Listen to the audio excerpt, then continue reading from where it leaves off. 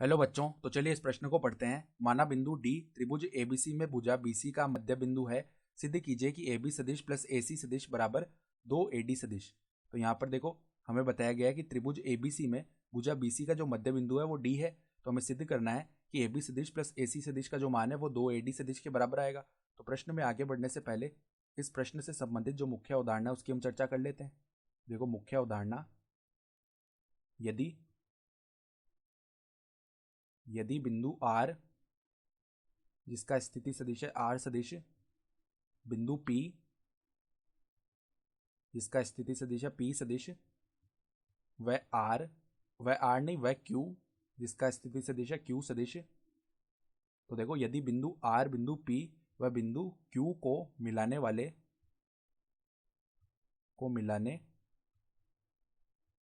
रेखाखंड का मध्य बिंदु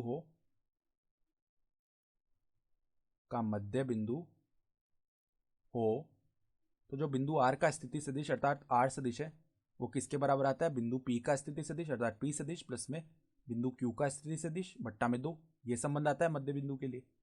तो अब देखो वो क्या बता रहा है हमें कि एक त्रिभुज है एबीसी। तो यहाँ पर देखो, इस प्रकार का एक त्रिभुज है एबीसी, ठीक है।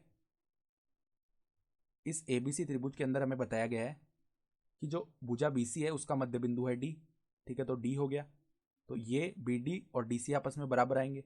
तो एक बार के लिए हम मान लेते हैं कि ए सदिश का जो स्थिति सदिश है वो ए सदिश है, बी सदिश का स्थिति सदिश बी सदिश, और सी सदिश का स्थिति सदिश सी सदिश, और जो डी सदिश, ये जो डी बिंदु है, ठीक है, इसका स्थिति सदिश हम एक बार के लिए डी सदिश मान लेते हैं। तो हमें सिद्ध करना है कि ए बी सदिश प्लस में एसी सदिश का मान जो है वो 2 एडी सदिश के बराबर आएगा। तो पहले देखो, अगर हम यहाँ से ए बी सदिश निकालें तो इसका मतलब क्या है? बिंदु बी का स्थिति सदिश माइनस में बिंदु ए का स्थिति सदिश।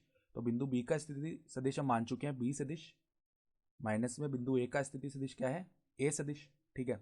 इसको समीकरण 1 बोल लेते हैं। अब देखो, ए सी सदिश निकालते हैं, वो क्या आ जाएगा? बिंदु सी का स्थिति सदिश माइनस में बिंदु ए का स्थिति सदिश। तो ये बन जाएगा सी सदिश माइनस में ए सदिश। इसको समीकरण 2 बोल दिया, ठीक है। फिर देखो, अगर हम समीकरण 1 और 2 को जोड़ें तो समीकरण 1 प्लस में समीकरण 2 करने पर जो ए बी सदिश प्लस में ए सी सदिश का मान है वो किसके बराबर आएगा? बराबर में बी सदिश माइनस ए सदिश, ये तो गया ए बी सदिश का मान, प्लस में सी सदिश माइनस में ए सदिश, ठीक है। तो अब देखो, अगर हम यहाँ से ए डी सदिश निकालें तो वो क्या आएगा? देखो, अब ए डी सदिश, इसको हम एक बार के लिए समीकरण 3 बोलते हैं। तो ए डी सदिश अब क्या लिख सकते हैं हम? बिंदु डी का स्थिति सदिश है डी सदिश, माइनस में बिंदु ए का जो स्थिति सदिश है वो है ए सदिश। तो अब देखो, डी जो है वो मध्य बिंदु भी है बीसी का, तो इसको हम कैसे लिख सकते हैं? बी सदिश प्लस सी सदिश बट्टा में 2, ऐसे लिख सकते हैं। तो बी सदिश प्लस में सी सदिश बट्टा में 2 और माइनस में है ए सदिश। तो इसका मान क्या बन जाएगा? बी सदिश प्लस में सी सदिश माइनस 2 ए सदिश बट्टा में 2, ये बन जाएगा।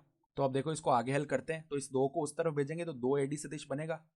तो अब देखो, यहाँ से 2 एडी सदिश का जो मान है वो किसके बराबर आएगा? बी सदिश प्लस में सी सदिश माइनस में 2 ए सदिश।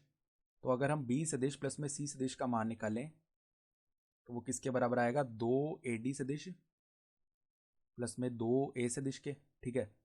तो ये मान जो है ये उठाकर हम समीकरण 3 में रख देते हैं, बी सदिश प्लस में सी सदिश का मान। यहाँ पर देखो, बी सदिश प्लस सी सदिश बन रहा है समीकरण 3 में। तो देखो, समीकरण 3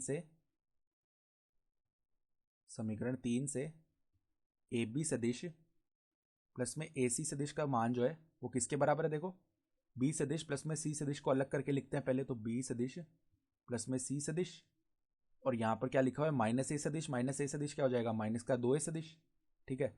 तो इसका मान हम क्या रख सकते हैं? बी सदिश प्लस सी सदिश का मान 2 एडी सदिश प्लस में 2 ए सदिश। तो 2 एडी सदिश प्लस में 2 ए सदिश और माइनस में 2 ए सदिश।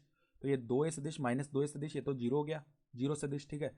अर्थात ए बी सदिश प्लस में ए सी सदिश का जो मान है वो किसके बराबर आ जाएगा? 2 एडी सदिश के। और यही हमें सिद्ध भी करना था। तो इस प्रकार हमने सिद्ध कर लिया दी गई उदाहरणा के आधार पर। तो आशा करता हूँ कि आपको ये प्रश्न समझ में आया होगा। धन्यवाद।